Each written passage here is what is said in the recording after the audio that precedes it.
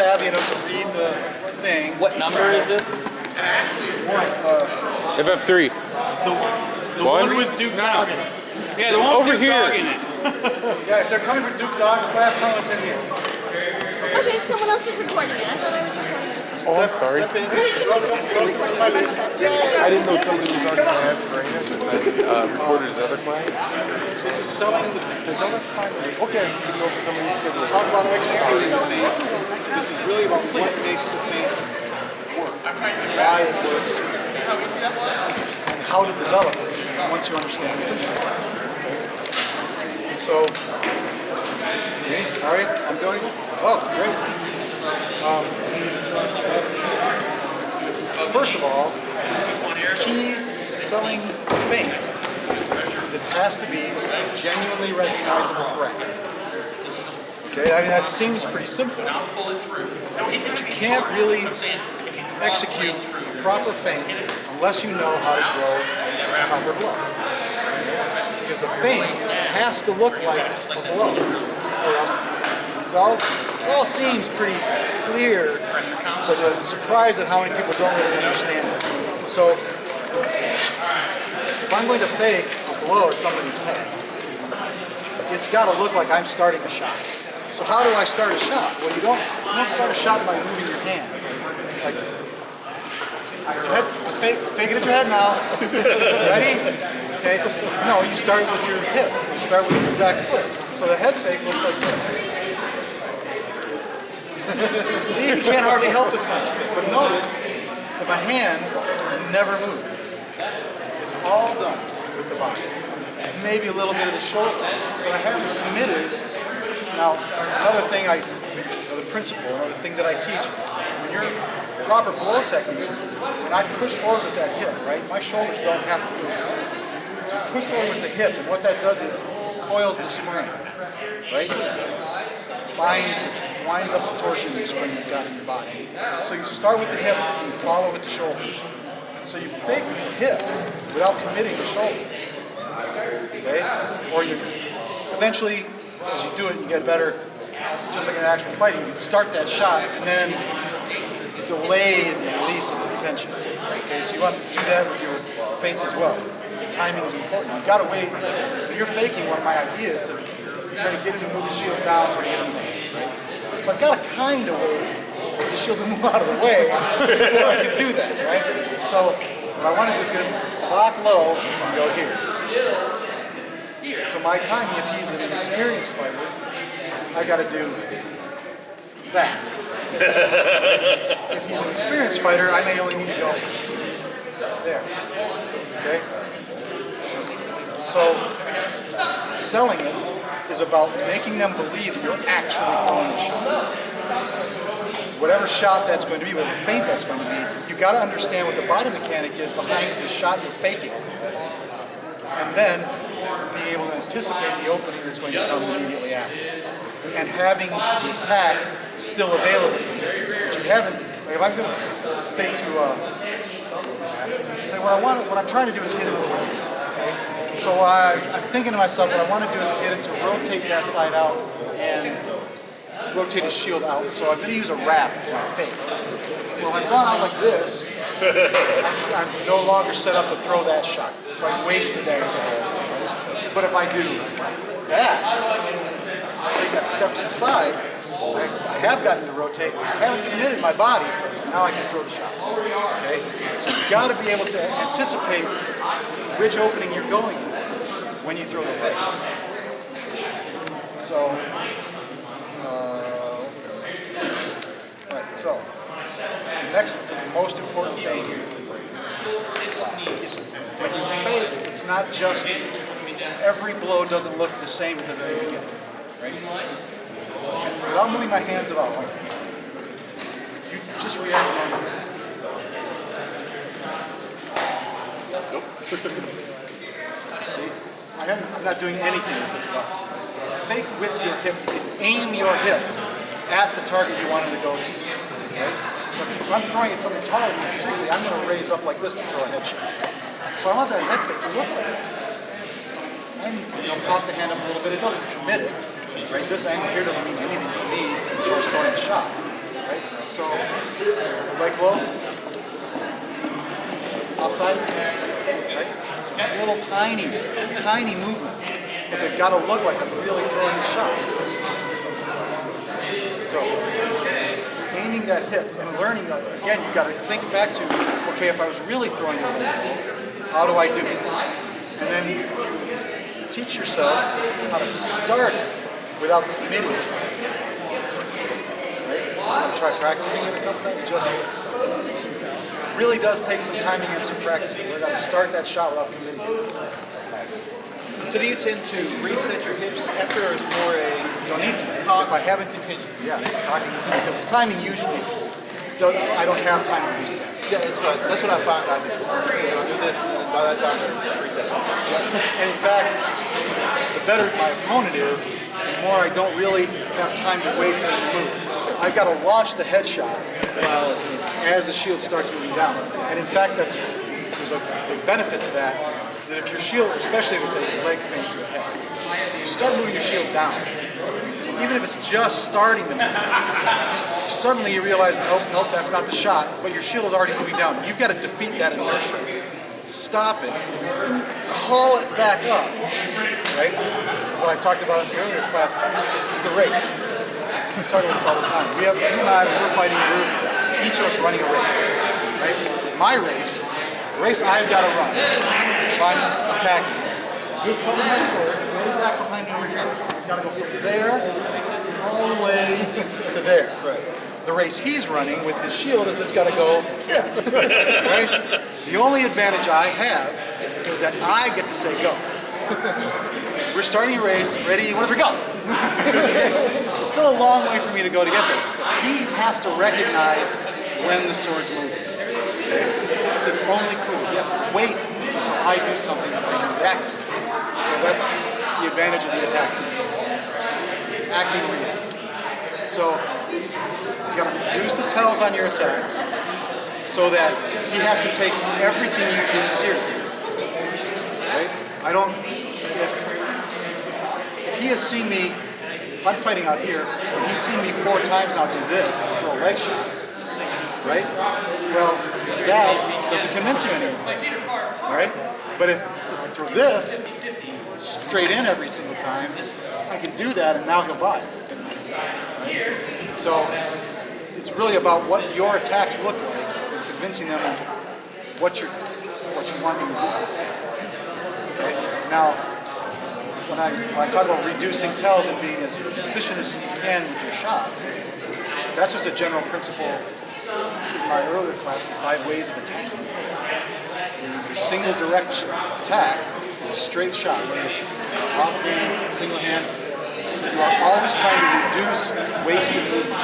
Anytime your sword is moving away from your opponent, or really, anytime this part of your sword is moving away from your opponent, you are wasting time.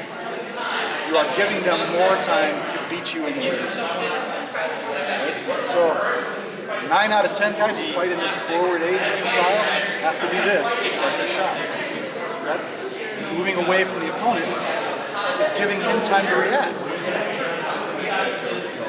So, I start back here. This is where we all used to start with it like this.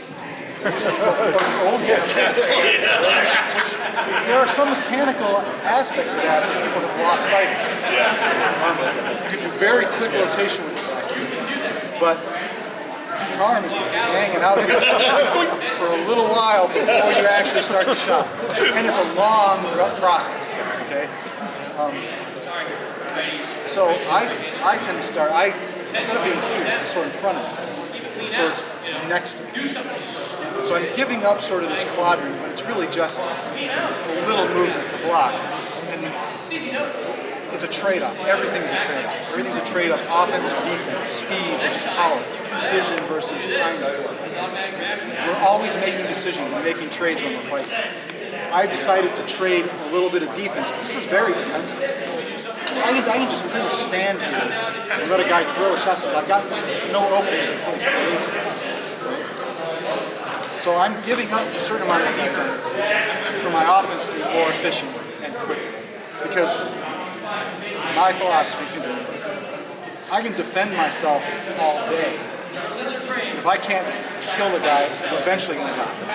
I'll just be a lot more tired by the time he gets around to killing him. Okay, so I'm consciously making that decision to trade off. But now what this gives me is no tell. The sword goes directly to its target. Okay? And my style of teaching, this shot, they're all the same shot.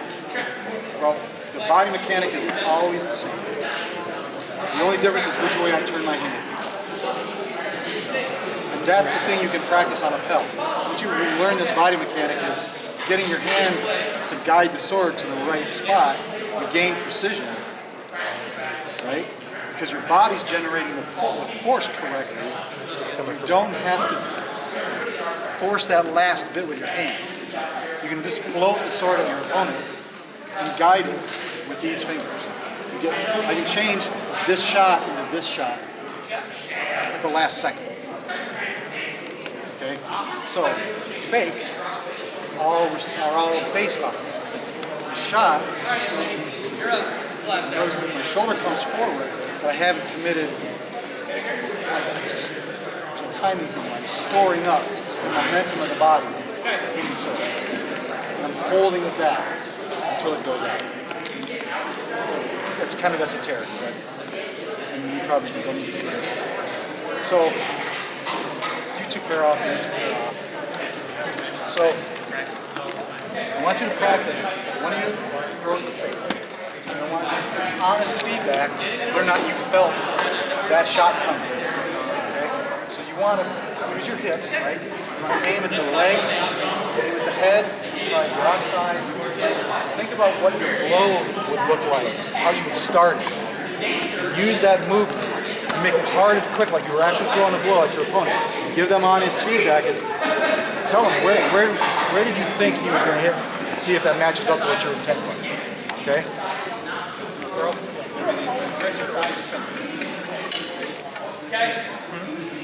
You got to tell us. You asked your question. Oh, he said he'd like to try this. Yes.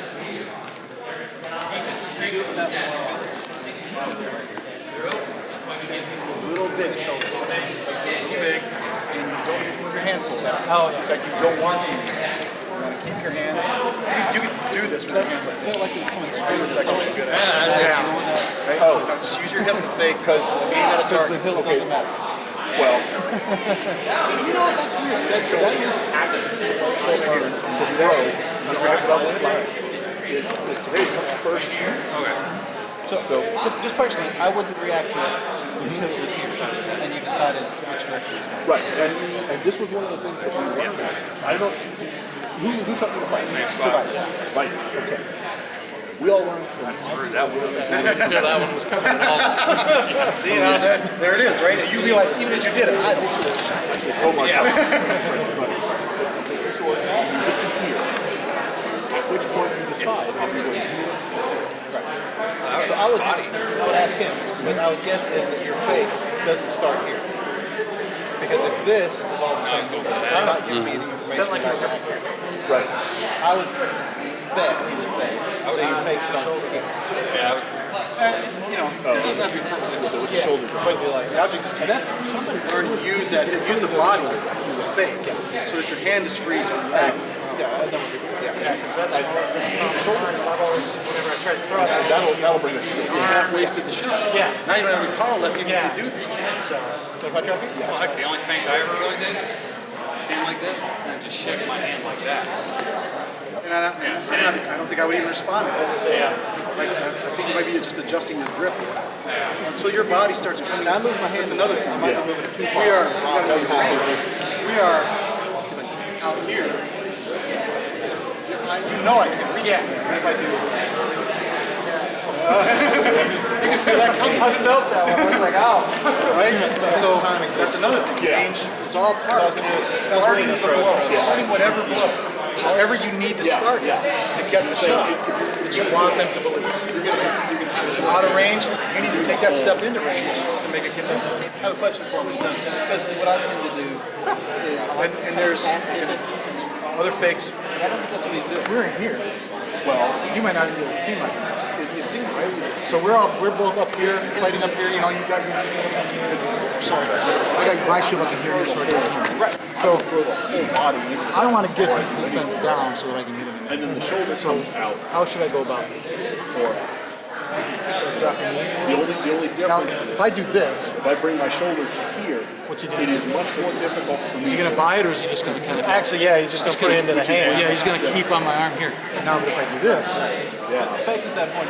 Oh yeah. Because then he's gonna be like, oh crap. right? Or you're going to just that shield's going to come like this. See where my hand is? Yeah, it's right here. So you just come right It is completely cocked That's what I ready to usually do. fire. 'Cause I usually I'll make a big like that. Step out, gives him room to move the shield. Shots right Yeah, because now he can put it right where, right in that opening, which is where you want it. Yeah. I like that. Your eyes are pretty. nasty, isn't it? Yeah. Which is actually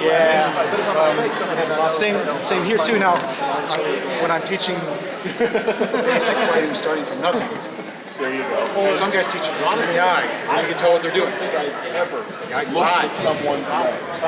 I don't look at anything. I feel like in a Rest fight you my should not. eyes. Yeah. But if you Right want to think about about it. But I've got Right on the shoulder. I've got no problem with taking. That gives me their hips. It gives me their hands. I got a good idea where their feet are. But if you want them to pay attention, And if I'm in here, I can go. what the? Oh yeah, 'cause now like when you did that, I just went. Yep. What's he doing now? Right. If you're here, now neither of us have this. Even if you're good at keeping your I'm here. Oh, yeah. I can arrest you. That's like you throw a toy shot. Do with them whatever. Yeah, because even that guy. There it is. So, I mean, that's a real esoteric stuff. I wanted to get the basic idea. I'm trying to convince them to do something. There you go. Have to be convinced. Little fakes because you don't want to commit. Okay, that's fine, but that fake, even if it's just little, has to be hard, has to be fast, has to be sharp, has to just be convincing. Just like you're trying to convince. You can't go. And then he does. And you're. I'm going to play, aren't I? Come on, fight it. You go. Okay. Continue practicing. So, two things. We both ran into different problems. I ran into my fake ended up being halfway, and I felt like I was following through the final shot. So if I'm thinking like, I found the axe doing this, that, and then when I went for the head, I felt like I had to bring my hips more forward to do the headshot. It didn't look like you were doing that. Well, no, because that hip fake is small. It doesn't have to be the full twist of it. Okay. So then when you throw the real shot, do your hips move again? Yeah, probably. I'd say 7 out of 10 times. Yeah. Okay. Part of one thing we talked about there was that that fake is only really going to work if you're in this range anyway. Right. Half the time I'm fighting here. Right? So I've actually got to move. Part of that fake is getting in the range. So it's like this one is pointing here, right? So no, I haven't pushed the hip forward because Right. right now as I go down, I can push the hip into this shot. So you stumbled on the truth. That's coming out. Mine completely dealt with mechanics the way I was learning to do it. The way I was taught to do it for a flat tap, at least the basic shot, which is lead a hilt. At which point you can go that way or that way. So my fake doesn't stop until I get to here. So he was providing the information that I wasn't reacting to, because I'm not going to react to this shot until I know where it's going. Yeah, I mean, if I'm doing this, trying to fake. there's no reaction there until I get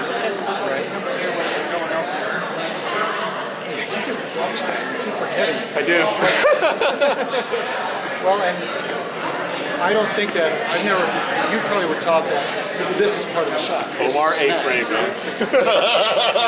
And that this is part of your power comes from that snap. Yep. Quotation. Yeah. Trademark.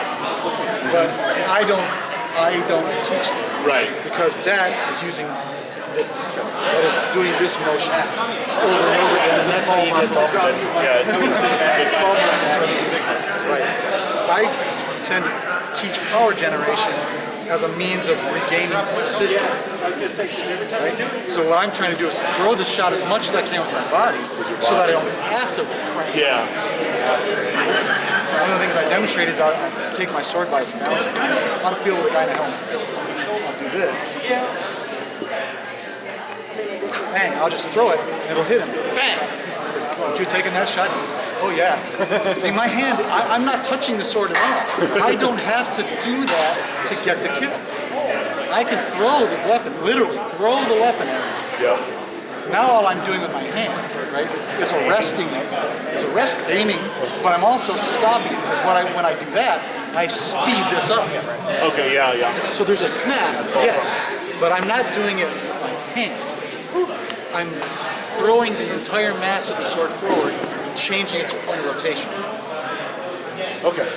Okay, so that when it gets to there, I'm stopping it, but I'm now driving with these two fingers. Right. This is where you impart the momentum, so with your strong fingers. But now I'm using these fingers to arrest it, and I get these back to guide it. Okay. This is essentially the same thing that I learned with Bastard Sword, where you're doing a lot of pulling with the left. Yes. Yeah. The principle is the same. Yeah. I mean, sword's a sword, right? So these are your strong fingers. These are your manipulating fingers too. You know, you don't pick up small things with these fingers. You pick them up with these fingers. So I'm arresting with these fingers that are dumb, and I'm guiding with these fingers again that are strong. So that's because I can grip tighter with these two than with these two. This is what I used to impart the momentum. But after that momentum's imparted, once it's on its track to my opponent, all I'm doing is hooking it back with these and guiding its precision, getting my precision back and guiding it, whether it's here, with these. The final snap. What? It's the final snap of the shot. It is, but the snap comes naturally out of the weapon. I'm not Yeah. hurting the snap. He's not using his muscles to speed up the sword. Yeah. So much as he's I'm pretty changing sure the everybody in South Oaken learned flat snap from initially Andrew of Seldenrest, who was a blacksmith. And almost everything Yeah, is he right didn't there. have to use it. He weighed 350 pounds. Yeah, no. And they try and teach you that you can throw an entire flat snap from here. I'm going to quote my trainer here without mentioning names. I once said I'd like to work on body mechanics and hip because I don't want to power my shots on my arm as much anymore. Well, why would you do that if you could power the shots with your arm? Yeah. This is why. Yeah. So in his case, if his style, without changing his own style, can you think of a good way to fake? I think the fake is still, I think the principle of using the body for the fake is still valid because you are, right back here, you're going to react to his body. Okay. So in his case, he almost every time he was faking, his heel came straight forward. Would you suggest angling that a little bit to change it? I don't care where his sword is, remember. What we were practicing over here is this.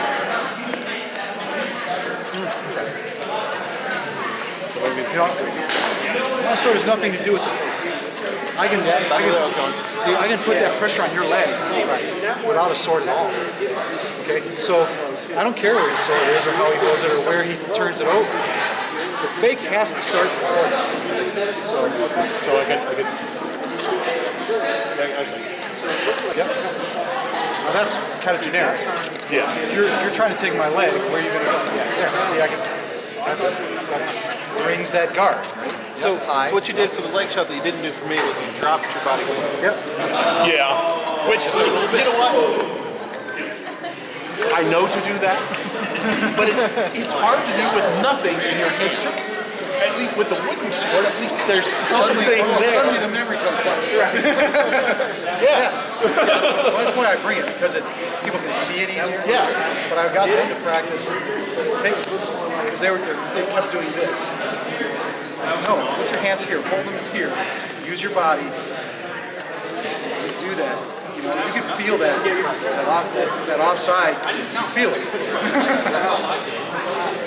Now, do you find that when you fight someone for the first time that you have to do those just to see what their reaction is going to be? If I'm fighting for the very first time, I've been doing this long enough now that I'm not going to spend too much time feeling out my opponent. Right? I will go through a half a dozen good high percentage gambits. After that, I have learned enough. Okay, now we're going to fight. Now I've got to take a little time to set this up. But by that time, I've got it. And oftentimes, I'll start with that leg drop. And I'll do kind of lackadaisical and see how they react. And then later on, after exchanging a couple of them, do a little sharper, knowing how they react to it, knowing where I'm going to have to place my shot. Sometimes if I know the guy hasn't fought me very much, but I know he's experienced, I'll use the double feint. And that is there, and I will really my best weapon style is sword and repetition. I mean, I can say without any real conceit that you have to take me seriously. Okay, so I can go out there and I can throw some weird little thing and people are going to, I don't know what that was, but it had to be dangerous, so I wouldn't have done it. So I can get away with a lot. People are going to start on the defensive.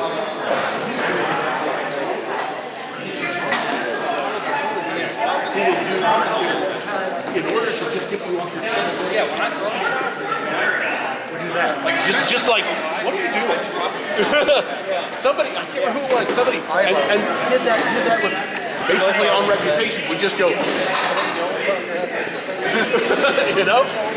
it would make you think about what am I doing wrong? I'm always big on that, but it's usually when trying to get someone to take something. You just step back.